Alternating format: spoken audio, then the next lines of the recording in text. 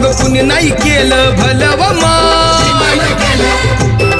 अग दिल्लीचं दालन फुलव माय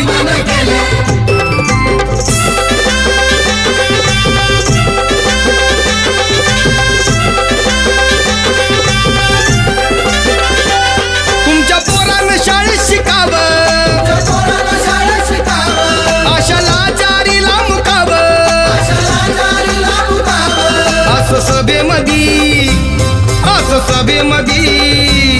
असं सभेमध्ये भाषण व माय